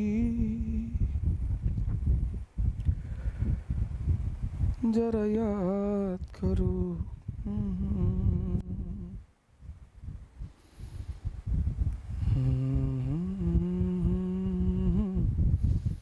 फ्रांस की सरकार दुनिया की भ्रष्टतम सरकारों में से एक, और फ्रांस की जो कंपनी थी वो पब्लिक सेक्टर, सरकारी उपक्रम। ईस्ट इंडिया कंपनी जो ब्रिटेन की थी वो रिलायंस थी, प्राइवेट उपक्रम, प्राइवेट कंपनी। फ्रांस की जो कंपनी थी वो सरकारी उपक्रम थी, पब्लिक सेक्टर कंपनी थी। और फ्रांस की सरकार भ्रष्टतम सरकार, और अंग्रेजों ने पैसा पहुंचा दिया फ्रांस की सरकार को। उन लोगों ने कहा पैसा, बोले हाँ रख लीजिए। अरे बोले काम तो बताइए। अरे बोले ये ड्यूबले को हटा दीजिए भारत से।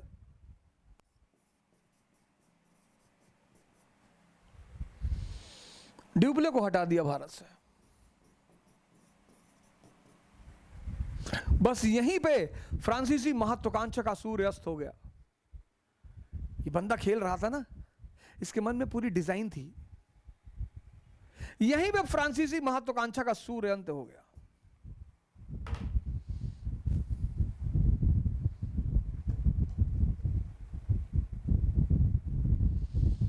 चाइना गेट देखे हो पिक्चर? वो मास्टर आता है बाहर जगीरा से लड़ने के लिए, तो मास्टर से कहता है डाकू जगीरा कि मास्टर तन्ने तो कहा था तू अकेले लड़ने आएगा, तो अपने बेटे को भी लाया है।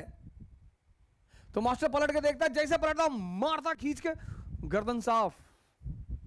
तो कहता है मास्टर से कि मास्टर बहादुरी तो ले आओगे, कमीनापन कहां से लाओगे?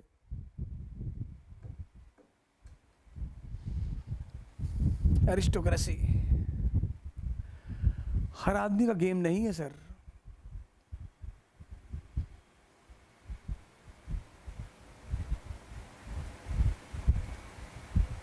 हर आदमी का गेम है ही नहीं। और क्लाइव ने सारा पासा पलट दिया उठाकर।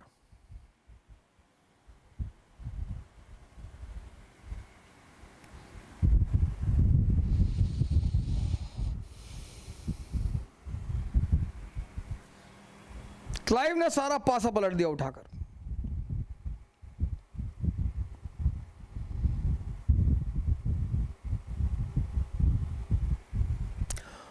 और 55 में दोनों के बीच 1755 में अस्थायी संधि हो गई। और कंपनी क्लाइव से इतनी खुश हुई, गवर्नर बना के भेज दिया बंगाल। क्लर्क से गवर्नर। बोले क्या खेलते हो यार, वेरी गुड गवर्नर। और बंदा बंगाल पहुंचा, शायद बंगाल उसका इंतजार कर रहा था।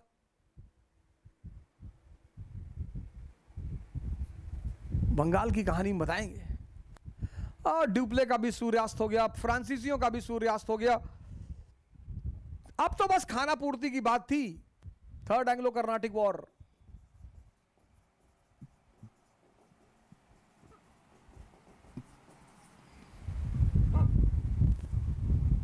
अट्ठावन से 63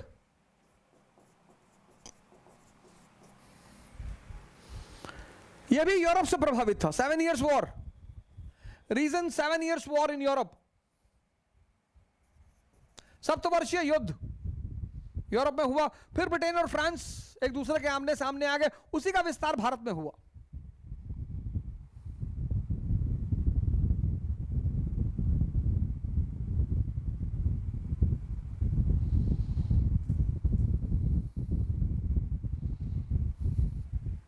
फिर मद्रास को लेकर झगड़ा हो गया।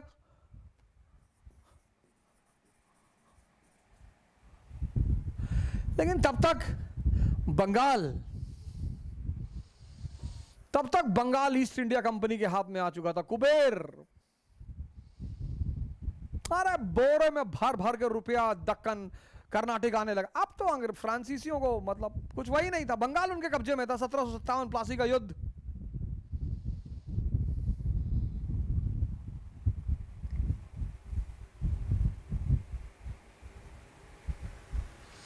और 1760 में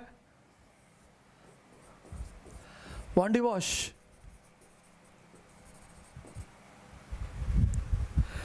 फ्रांसीसियों का सपना हमेशा के लिए वॉश कर दिया गया। और यह बात स्पष्ट हो गई कि भारत पर अधिकार किसका होगा? अंग्रेजों का। तो एंग्लो कर्नाटिक वॉर क्या है? रिहर्सल है। किसके बीच में? फ्रांसीसी और अंग्रेजों के बीच में, कि भारत का असली मालिक कौन होगा।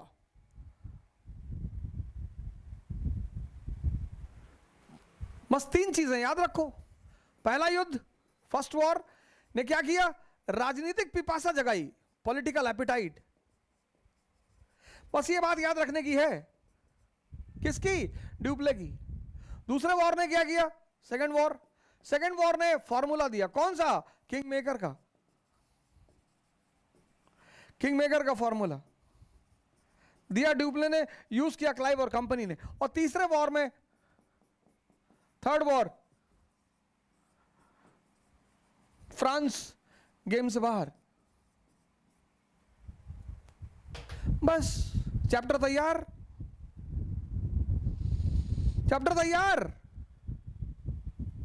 अब यहीं पे मेंस का क्वेश्चन बनेगा। लिखो क्वेश्चन कि एंग्लो कर्नाटिक युद्ध का महानायक है रॉबर्ट क्लाइव। कमेंट।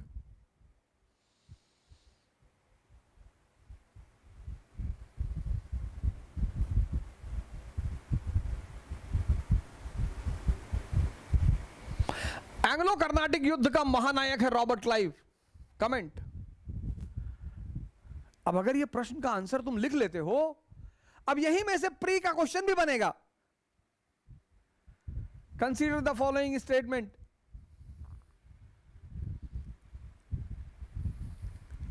अब पढ़, यही कहते हैं मेंस और प्री की पढ़ाई। अब क्वेश्चन बन गया कि एंग्लो कर्नाटिक युद्ध का महानायक है रॉबर्ट क्लाइव, कमेंट। अब तुम एक काम करना, इस पूरे टॉपिक को शाम को बैठना, अभी एक बार फिर से इसे पढ़ लो, पहले बीएल ग्रोवर उठाओ, पूरा पढ़ो, एक बार फिर से पढ़ो, फिर जो है शाम को पेन कॉपी उठाना और इस पूरी कहानी को अपने मन से बिना कुछ देखे लिखना। अगर 50% लिख ले गए, 50, अगर 50% तुम लिख ले गए, समझ लो तुम गेम में हो। 50% कहानी लिख ले गए, तुम गेम में हो।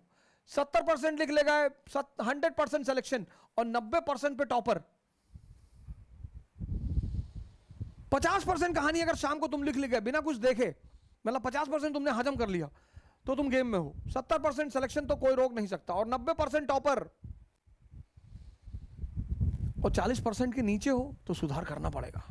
तुम्हारे हजम करने की क्षमता कम है। 20% हो तो बहुत क्रांतिकारी परिवर्तन करना पड़ेगा, और 10% अगर है और 10% से नीचे है तो एक डंडा खरीद लो, सुबह शाम 50-50 मारो।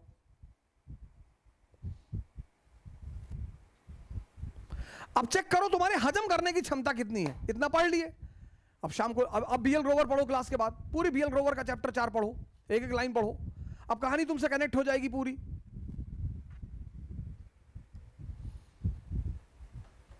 अब कहानी पूरी कनेक्ट हो जाएगी ना। अब पढ़ लो, वैल्यू एडिशन कर लो, कोई चीज छूट गया उसको जोड़ लो, और शाम को चाय पीते वक्त 5 से 6 के बीच एक व्हाइट पेपर लो और पूरी कहानी को अपने मन से लिखो, कर्नाटिक युद्ध। और 50% अगर तुम्हें हजम हो गया है तो तुम गेम में हो। 70% सिलेक्शन होगा, 90 टॉपर, 50 से नीचे है तो बहुत क्रांतिकारी सुधार करने की जरूरत है। अब यहीं से मेंस का क्वेश्चन बनेगा और यहीं से प्रीलिम्स का क्वेश्चन बनेगा।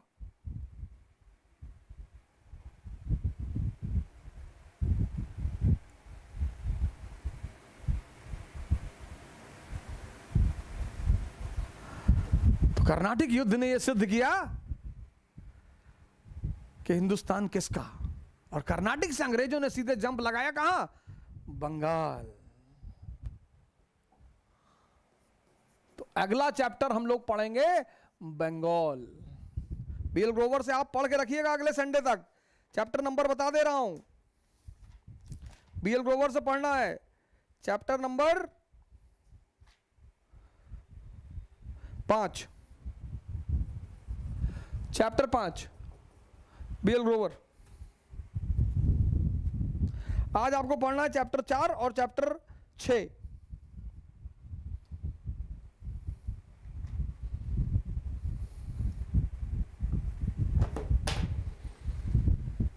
जय हिंद।